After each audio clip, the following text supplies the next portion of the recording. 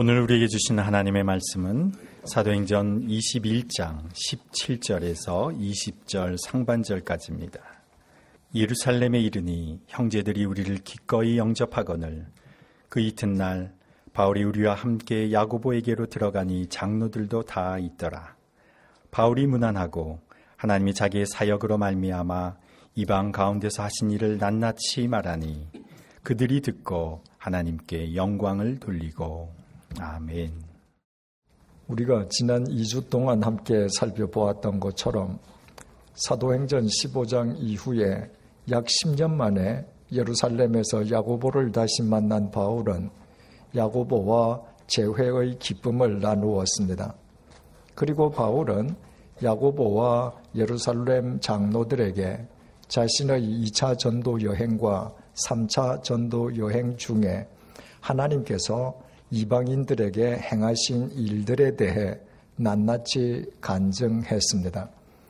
그 두 번에 걸친 자신의 여행 중에 하나님께서 인간을 위한 속죄 제물로 내어놓으신 십자가의 예수 그리스도, 그리고 십자가의 죽음을 깨뜨리고 부활하신 예수 그리스도를 통해 행하신 일들을 빠짐없이 간증한 것이었습니다.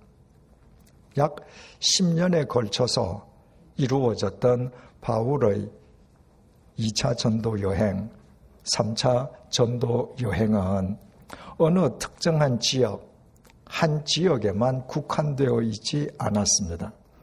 두 번에 걸친 바울의 전도 여행은 모두 아시아 대륙에서부터 에게해를 건너 유럽 대륙을 누비는 강 행군이었습니다.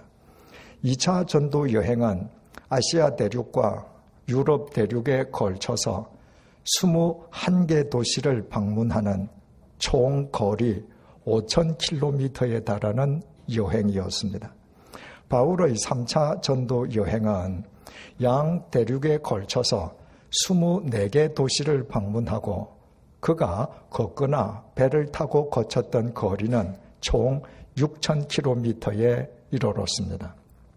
약 10년에 걸쳐서 이루어졌던 2차 전도 여행, 3차 전도 여행 중에 바울이 양 대륙에서 거쳤던 도시는 모두 45도시였고 거쳤던 거리는 모두 11,000km에 달했습니다. 그래서 그 결과 바울은 로마 제국 곳곳 명소에마다 부동산을 구입하고 각 지역의 유망 업종에 투자해서 재테크 성공으로 거부가 된 것이 아니었습니다.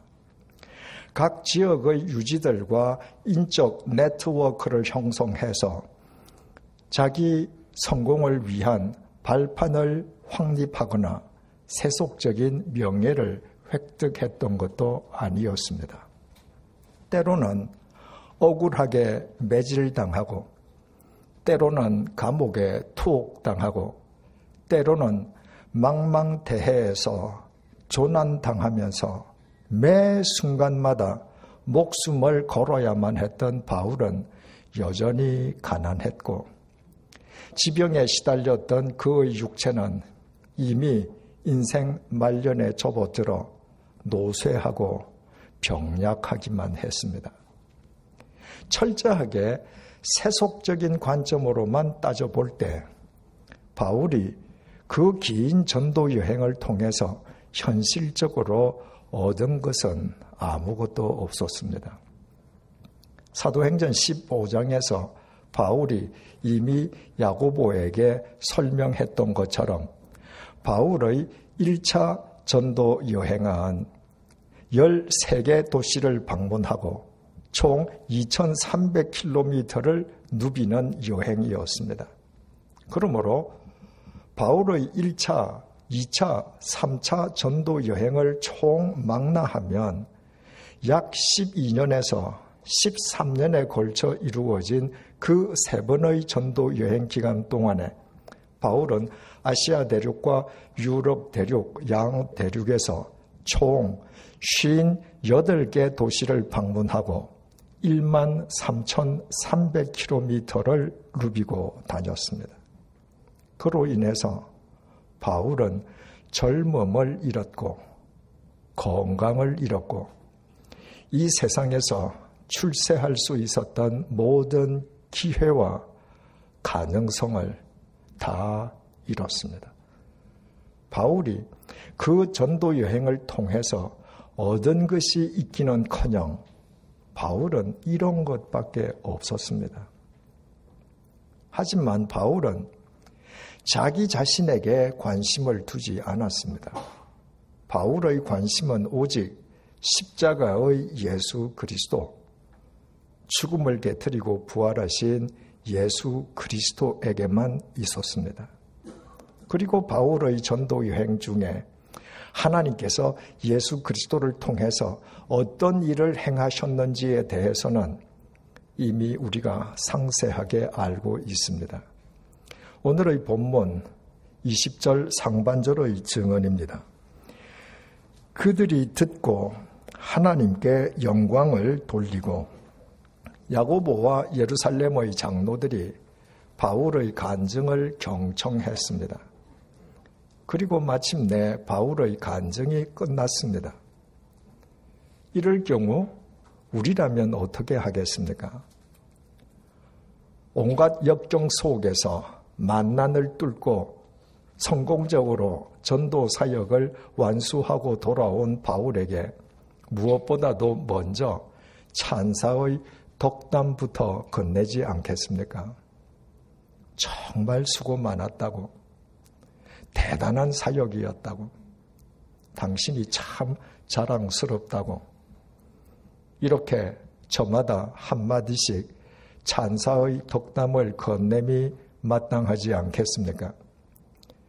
하지만 야고보와 예루살렘 장로들은 그렇게 하지 않았습니다. 그들은 마치 약속이라도 한 듯이 바울의 간증이 끝남과 동시에 바울에게 찬사를 보낸 것이 아니라 오직 하나님께 영광을 돌렸습니다. 그들은 정확하게 알고 있었습니다. 바울의 전도 여행 중에 수없이 많은 이방인들이 구원의 은총을 입게 되었던 것은 바울의 능력으로 인함이 아니라 바울을 도구로 사용하신 하나님의 섭리였다는 사실을 말입니다. 그래서 그들은 하나님의 도구였던 바울에게 찬사를 보내기보다는 폭도였던 바울을 부르시고 당신의 도구로 사용하신 하나님께 영광을 돌렸습니다. 우리 교회에 주어진 중요한 사명 가운데 하나가 한국 개신교의 성지인 이곳 양화진 외국인 선교사 묘원을 관리하고 보존하는 것입니다. 그동안 묘원 안내를 위해 봉사하시는 분들에게 누차 강조해 온 내용이 있습니다. 묘원을 찾아오는 참배객들이 이곳에 묻혀 있는 선교사님들이 아니라 그분들을 사용하셔서 어둠과 가난과 무지의 땅이었던 조선 반도에 생명의 강이 흐르게 하셨던 하나님을 만나게 해 드려야 한다는 것입니다. 묘원을 지키고 관리하는 우리의 수고와 헌신이 참배객들로 하여금 이곳에 묻혀 있는 선교사님들 개개인 그리고 그들의 업적에만 몰두하게 한다면 우리 본의와는 다르게 우리는 선교사님들을 우상으로 세우는 우상지기에 지나지 않을 것입니다. 묘원을 지키는 우리의 헌신과 수고가 이곳을 찾는 참배객들의 시선을 저분들을 당신의 도구로 사용하신 하나님의 시선과 마주치게 해드릴 때 하나님께서 그분들도 당신의 도구로 사용하셔서 이 시대의 역사 또한 새롭게 하실 것입니다. 야고보와 예루살렘의 장로들은 바울의 간증을 듣고 하나님께 영광을 돌렸습니다. 그들은 자기들이 소유하고 있는 부동산이나 주식의 가격이 급등했기에 하나님께 영광을 돌린 것이 아니었습니다. 자신들의 경제적 이득이나 사회적 성취와는 무관하게 바울의 전도 여행을 통해서 하나님께서 베푸신 구원의 섭리로 인해 하나님께 영광 돌린 것입니다. 헬라어 원문에 영광 돌리다는 동사가 미완료형으로 기록되어 있습니다. 그들이 단 한 번 하나님께 영광 돌리는 것으로 그친 것이 아니라 한동안 계속해서 하나님께 영광을 돌렸다는 말입니다. 대체 하나님께 영광 돌린다는 것은 구체적으로 무슨 의미이겠습니까? 우리말 영광 돌리다라고 번역된 헬라어 동사 독사조는 영광스럽게 하다는 뜻과 함께 찬양하다는 뜻을 지니고 있습니다. 그것은 단순히 하나님, 내가 하나님께 영광을 돌려드립니다. 하나님, 내가 하나님을 찬양합니다. 하는 식으로 공기를 진동시키는 것으로 그치는 것을 의미하지 않습니다. 신약 성경에서 독사조는 내가 드릴 수 있는 최상의 가치를 하나님께 드리는 것을 뜻합니다. 그것은 두말할 것도 없이 나의 삶입니다. 내가 하나님께 드릴 수 있는 것 중에 나의 삶보다 더 최상의 가치는 없습니다. 그러므로 내가 하나님께 영광을 돌린다, 하나님을 찬양한다는 것은 내 삶을 하나님께 송두리째 드리는 것을 의미합니다. 오늘도 우리는 예배를 시작하면서 주님께서 가르쳐 주신 기도를 다 함께 하나님께 드렸습니다.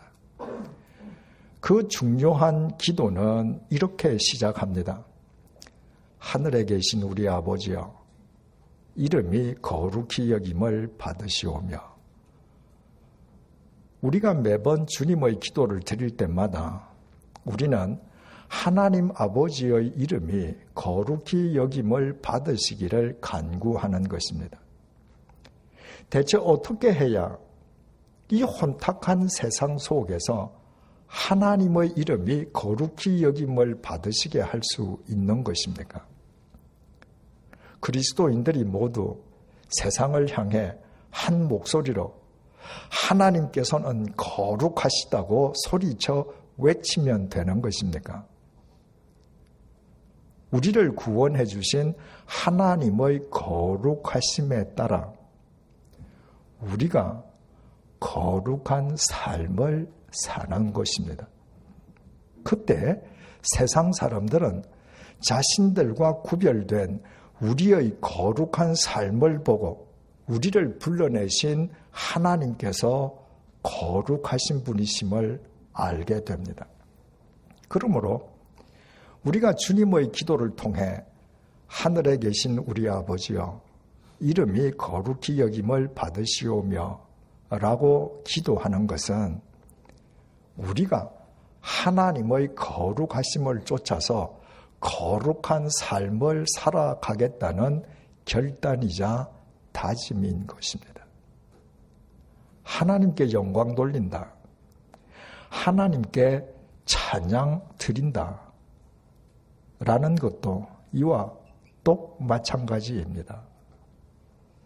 빈말로 끝나버릴 습관적인 고백이 아니라 우리의 삶으로 하나님의 영광을 드러내고 우리의 삶이 하나님을 향한 찬양이 되게 하겠다는 결단인 동시에 다짐인 것입니다.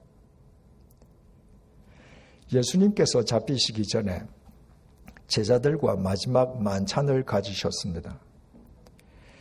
예수님께서는 이미 가룟 유다가 당신을 배신할 줄 알고 계셨습니다. 밤이 깊어지자 가룟 유다가 먼저 자리를 떴습니다. 대제사장들 무리에게 예수님을 넘겨주기 위함이었습니다. 당시의 상황을 전해주는 요한복음 13장 31절에서 32절 말씀을 제가 세번역 성경으로 읽어드리겠습니다. 유다가 나간 뒤에 예수께서 말씀하셨다. 이제는 인자가 영광을 받았고 하나님께서도 인자로 말미암아 영광을 받으셨다. 하나님께서 인자로 말미암아 영광을 받으셨으면 하나님께서도 몸소 인자를 영광되게 하실 것이다. 이제 곧 그렇게 하실 것이다. 지금 유다가 밖으로 나갔다는 것은 예수님의 십자가 고난과 죽음이 목전에 임박했다는 말입니다. 예수님께서 체포당하시어 잔인하게 채찍질을 당하시고 가시관에 이마가 터지고 손과 발에 못이 박혀 돌아가시는 무자비한 십자가 고난과 죽음이 초일기에 들어갔다는 말입니다. 그러므로 유다가 만찬장을 빠져나간 그 시각이야말로 예수님 일생에서 가장 고통스러운 순간이었습니다. 하지만 예수님께서는 그 순간에 당신의 고통을 토로하신 것이 아니라 당신이 하나님의 영광을 입었고 당신으로 말미암아 하나님 아버지께서 영광을 입으셨다고 선포하셨습니다. 예수님께서는 십자가의 고난과 죽음이 초일기에 들어간 그 마지막 절체절명의 순간에 당신이 당할 십자가의 고난과 죽음이 아니라 당신의 고난과 죽음을 통해 인간을 구원하실 하나님께 당신의 시선을 고정시키고 계셨습니다. 다시 말씀드리면 십자가의 죽음과 고난을 기꺼이 감수하심으로써 인간을 구원하시려는 하나님의 영광을 만천하에 드러내신 것이었습니다. 예수님께서는 하나님의 영광을 위해 십자가의 죽음에 당신 자신을 송두리째 내던지시는 것이 결과적으로 당신 자신을 영광스럽게 하는 길임을 알고 또 믿고 계셨습니다.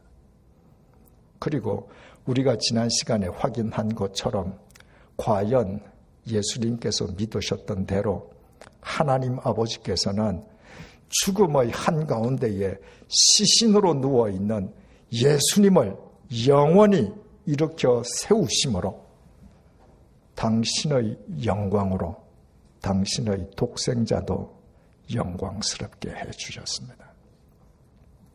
로마서 8장 30절은 사도 바울의 고백입니다. 또 미리 정하신 그들을 또한 부르시고 부르신 그들을 또한 의롭다 하시고 의롭다 하신 그들을 또한 영화롭게 하셨느니라. 하나님께서는 우리가 당신을 알기도 전에 당신의 선행적인 은혜로 우리를 당신의 자녀로 택정해 주셨습니다. 그리고 당신의 때가 이르렀을 때에 불가항력적인 은혜로 우리 한 사람 한 사람을 부르시고 당신의 독생자로 하여금 우리의 죄값을 대신 치르게 하신 필승불패의 은혜로 죄인인 우리를 의롭다고 인정해 주시고 당신의 영광으로 우리를 영화롭게 해주셨습니다. 여기에서 영화롭게 하다라고 번역된 헬라어 동사가 오늘 본문에 사용된 독사조입니다. 하나님께서 우리가 우리의 삶으로 하나님의 영광을 드러내면서 살아갈 수 있도록 우리를 인도해 주심으로 결과적으로 우리의 삶을 영화롭게 해 주신 것입니다. 본문의 야고보와 예루살렘 장로들은 바울의 간증을 경청하고 하나님께 영광을 돌렸습니다. 그것은 결코 단순한 공기의 진동만을 뜻하지 않습니다. 야고보와 예루살렘 장로들은 그동안 자신들의 삶으로 하나님의 영광을 드러내고 자신들의 삶이 하나님을 향한 찬양이 되게 하는 삶을 살아온 사람들이었습니다. 그러므로 그들은 바울의 간증을 듣고 더더욱 자신들의 삶으로 하나님의 영광을 드러내리라 새롭게 다짐한 것이었습니다. 대부분의 사람들은 자기에게 경제적인 이득이 주어졌을 때, 자기 뜻이 이루어졌을 때, 자기 가족이 성공하거나 출세했을 때, 한마디로 말해서 자기에게 유리한 상황이 전개될 때 하나님께 영광 돌린다고 말을 합니다. 그러나 그것은 무한하신 하나님의 영광을 유한한 피조물인 자기 속에 가두어 두려는 어리석은 짓일 뿐 결코 성경이 말하는 하나님의 영광이 아닙니다. 하나님의 영광은 오히려 예수님처럼 바울처럼 하나님의 영광을 드러내기 위해 자신을 주저없이 버릴 때 드러나는 법입니다. 하나님의 영광은 어떤 경우에도 인간의 욕망을 동반자로 삼지 않습니다. 인간의 욕망이 꿈틀거리는 곳에는 하나님의 영광이 자리 잡지 않고 하나님의 영광이 드러나는 곳에는 인간의 욕망이 움틀 수 없습니다. 요즘 젠트리피케이션이 새로운 사회 문제로 대두되고 있습니다. 젠트리피케이션은 도심에서 가까운 낙후 지역에 새로운 고급 주택이나 상업시설이 들어섬으로 인해서 원래 그 지역에 살던 거주자나 상인들이 쫓겨가는 현상을 일컫습니다. 제가 30년 전에 이곳 합정동으로 이사 왔을 때 합정동은 서울 시내에서 서민 중에 서민들이 사는 동네였습니다. 거의 단층이었던 집들 각 방마다에는 각각 다른 세입자들이 살았습니다. 1990년에 접어들어 연립주택들이 세워지기 시작했지만 전세금은 서울 시내에서 가장 낮은 동네에 속했습니다. 하지만 약 10년 전부터 부동산 투기 광풍이 몰아닥치면서 합정동은 젠트리피케이션이 심하게 일어난 지역으로 돌변해버렸습니다. 얼마나 많은 이웃들이 멍든 가슴으로 더 먼 지역으로 이주해 갔는지 모릅니다. 일주일 전에 지난 30년 동안 정다운 이웃으로 함께 살아왔던 세탁소 아주머님이 제 처에게 전화를 했습니다. 30년 동안 새들어 있던 집주인이 한 달 내로 세탁소를 비우라고 홍보했다면서 어떻게 했으면 좋겠느냐는 안타까운 하소연 전화였습니다. 저도 그 아주머님을 직접 만나 뵈었지만 같이 한숨을 쉬면서 그분의 하소연을 들어주는 것 이외에는 현실적으로 아무런 도움을 드릴 수 없는 저 역시 안타까운 심정이기는 매 한 가지였습니다. 젠트리피케이션으로 부동산 가격이 폭등하는 지역에서 득을 보는 사람들 가운데에 그리스도인도 있을 것입니다. 그 사람이 자기 재산을 증식시켜 주신 하나님께 영광을 돌리면서 감사 헌금을 했다고 하십시다. 그러면 하나님의 영광이 드러나게 되는 것입니까? 하나님께서 인간의 돈을 사랑하는 분이시라면 성경을 통해 당신이 힘없고 가난한 고아와 과부와 나그네의 하나님이시라고 그토록 수차례나 강조하시지 않았을 것입니다. 하나님의 마음은 폭등한 전세금과 월세를 받기 위해서 30년씩 새들어 있던 입주자를 몰아내고 하나님께 감사 헌금을 드리는 집주인이 아니라 하루아침에 멍든 가슴을 안고 다른 곳으로 쫓겨가는 가난한 입주자와 함께 하시지 않겠습니까? 누군가의 집값이 폭등했다면 그것은 그 사람의 노력의 결과가 아닙니다. 허허벌판에 아무리 최신식 건물을 지어도 그 건물이 부동산으로서의 가치를 지닐 수는 없습니다. 사람들이 허허벌판 한가운데에 있는 그 건물에 접근할 수 있도록 관계 기관이 도로를 닦아주고 상하수도를 연결해주고 전선을 이어 전력을 공급해줄 뿐만 아니라 제3자들에 의해 그 주위에 편의 시설들이 들어서야 그 건물은 부동산으로서의 가치를 지니게 됩니다.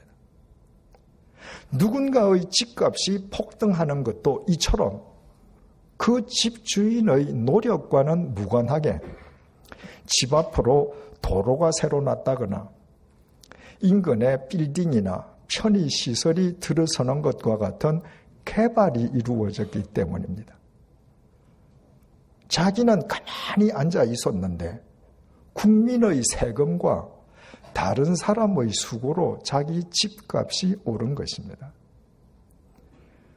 부동산 가격 인상을 불로소득이라고 하는 것은 이런 이유 때문입니다. 그러므로 우리나라처럼 국토가 좁은 나라에서는 특히 그리스도인들은 자신의 노력과 무관하게 주어진 부동산 가격 인상분을 사회와 공유하려는 마음가짐을 갖는 것이 중요합니다.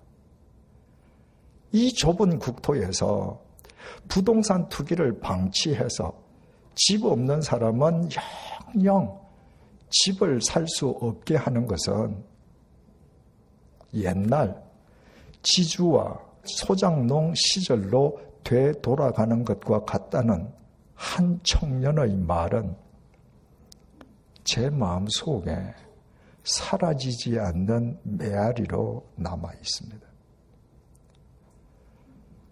누군가의 집값이 올랐을 때 그 사람이 자기 노력 없이 주어진 인상분을 기꺼이 사회와 공유하려 한다면, 이웃과 더불어 살기 위해서 이웃과 기꺼이 나누려 한다면 그 사람이 하나님의 영광을 입으로는 단 한마디도 얘기하지 않아도 그 사람의 삶을 통해 하나님의 영광이 드러나지 않겠습니까?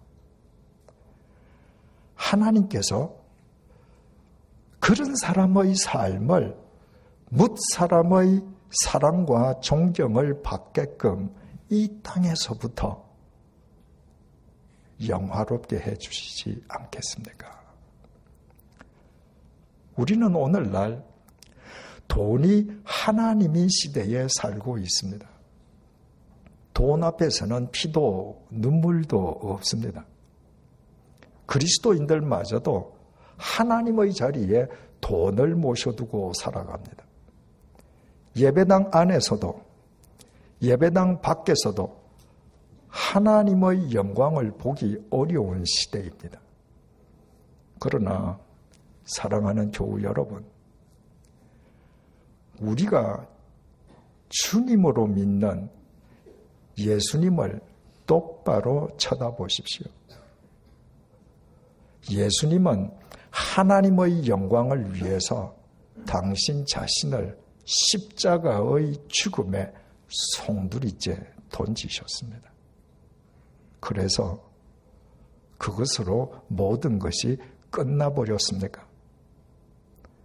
하나님께서 죽음의 한가운데에서 예수님을 영원히 일으켜 세우심으로 영광스러운 부활의 구주가 되게 하셨습니다.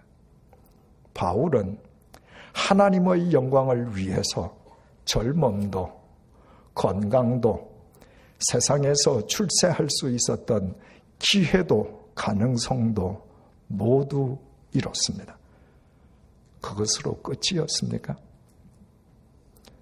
하나님께서는 그 바울을 시간과 공간을 초월하여 영원한 바울로 영화롭게 해주셨습니다. 우리 모두 그리스도인으로서 하나님의 영광을 드러내는 삶을 살아가기 위해 우리 자신 부인하기를 두려워하지 마십시다. 그리스도인으로서 이웃과 더불어 살아가기 위해 우리의 권리와 기득권을 이웃과 기꺼이 공유하기를 주저하지 마십시다. 빈말이 아니라 우리의 삶으로 하나님의 영광을 드러내고 공기의 진동이 아니라 우리의 구체적인 삶으로 하나님을 찬양하십시다. 하나님께서 우리의 삶을 들어 이 시대를 새롭게 하실 것이요, 결코 짧지 않은 손을 지니신 하나님께서 당신의 전능하신 권능으로 우리를 영원토록 영화롭게 해 주실 것입니다. 기도하시겠습니다.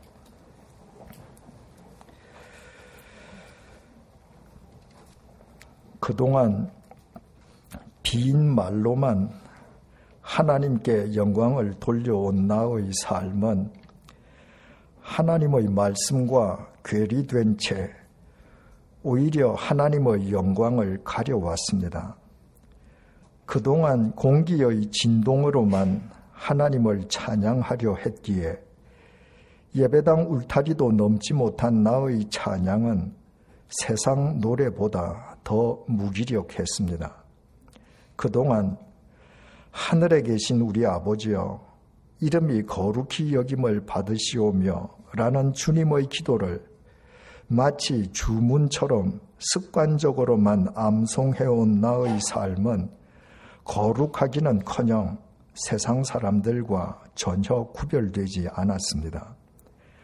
바로 내가 주님을 욕되게 했고 주님의 몸된 교회를 세상의 조롱거리로 전락시켜 온 원흉임을 회개하오니 하나님의 자비로우심으로 용서해 주십시오. 우리 모두 이제부터 십자가의 예수님을 본받아 하나님의 영광을 위해 우리 자신을 부인하기를 주저하지 않게 해 주십시오. 바울처럼 하나님의 영광을 위해 잃는 것이 영원히 얻는 것임을 잊지 말게 해 주십시오. 하나님의 거룩하심을 입증하는 우리의 삶이 곧 하나님을 향한 찬양이 되게 해 주십시오. 그리하여 우리로 인해 찢어질 대로 찢어진 우리 사회가 주님 안에서 통합을 이루어 가게 해 주십시오. 그와 같은 우리의 삶이 결코 짧지 않은 손을 지니신 하나님의 권능 속에서 영원토록 영화롭게 해 주십시오. 예수님의 이름으로 기도드립니다. 아멘.